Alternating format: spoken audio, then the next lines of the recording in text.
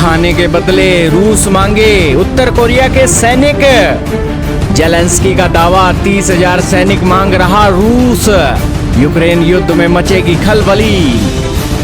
जी हाँ दोस्तों, इस वक्त की बहुत ही बड़ी खबर आ रही है उत्तर कोरिया के तानाशाह किम जोंग उन से। दोस्तों, रशिया और उत्तर कोरिया की यारी इतनी गहरी है कि उत्तर कोरिया रशिया के अंदर अपने 30,000 सैनिकों को भेजने की तैयारी कर रहा है। ये बातें जैसे मीडिया के अंदर निकल कर आई तो दोस्तों जेलेंस्की की रातों की नींद उड़ गई कि अब दोस्तों रशिया के सैनिकों के साथ तो उसे लड़ना पड़ता था, लेकिन अब उत्तर कोरिया के सैनिकों के साथ भी उस देश को लड़ना पड़ेगा।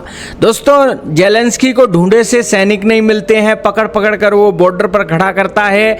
और दूसरी तरफ रशिया अपने देश में नागरिकों को बॉर्डर पर ना लड़वा कर दूसरे देश से सैनिक मंगवा कर दोस्तों बॉर्डर पर लड़वाने का काम कर रहा है। बेसिकली रशिया यहाँ पर दिखाना चाहता है कि यूक्रेन, तुम जंग लड़ना भूल सकते हो, जंग लड़ने के लिए थक सकते हो, लेकिन रशिया इस जंग के अंदर थकने वाला नहीं है, क्योंकि उसकी अफ्रीका में भी बहुत बनती है और इसी के साथ ही उत्तर कोरिया में भी बहुत बनती है, जहां से उसे सैनिक मिलने की पूरी उम्मीद है। सबसे पहले तो दोस्तों न्यूज़ की पुष्टि कर लेते हैं। सबसे पहले तो रॉयटर न्यूज़ का आर्टिकल चल रहा है, जिसके अंदर यूक्रेन के जेलेंस्की ने कहा है कि रशिया ने 30,000 नॉर्थ कोरिया के ट्रूप्स को मांगा है कॉन्फ्लिक्ट के अंदर।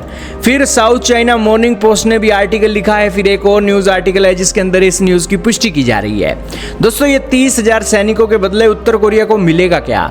दोस्तों, उत्तर कोरिया को दुनिया के अंदर एक प्रतिबंधों का सामना करना पड़ता है। यही कारण है कि दोस्तों उत्तर कोरिया के पास खाने के लाले होते हैं और इसी का फायदा दोस्तों रूस उठाता है। रूस दोस्तों उत्तर कोरिया की सेना को मजबूत करने के साथ साथ खाने पीने की चीजों के लालच उत्तर कोरिया के तानाशाह किम जोंग उन को देता रहता है, जिससे उत्तर कोरिया के तानाशाह को अपने देश चलाने में दोस्तों मजबूती मिलती है। यही कारण है कि 30,000 उत्तर कोरियाई सैनिक अगर रूस मांग रहा है तो उत्तर कोरिया का तानाशाह मना नहीं करेगा। दोस्तों, रूस अपनी सेना को मजबूत करने के लिए कुछ भी कर सकता है और यूक्रेन के गढ़ में दोस्तों एक धावा बोलने के लिए रूस को हमेशा से ही सैनिकों की जरूरत पड़ती है। हालांकि दक्षिण कोरिया की भी इस मामले में बड़ी गहरी नजर रहती है। दक्षिण कोरिया ने बताया था कि पिछली बार जब उत्तर कोरिया ने 15 से 20,000 सैनिक रूस के अंदर भेजे थे, तब उत्तर कोरिया के 2,000 के करीब सैनिक मारे गए थे। हालांकि उत्तर कोरिया ने दावा नहीं किया था कि उनके इतने सैनिक मारे गए, लेकिन दक्षिण कोरिया ने यह बताया था कि 2,000 उत्तर कोरियाई सैनिक जो है मारे गए हैं। हालांकि इसी बीच दोस्तों अब दोबारा से 30,000 उत्तर कोरियाई नागरिकों को भेजा जाएगा, सैनिकों को भेजा जाएगा, तो दोस्तों उनके एक हताहत होने की खबरें भी आएंगी।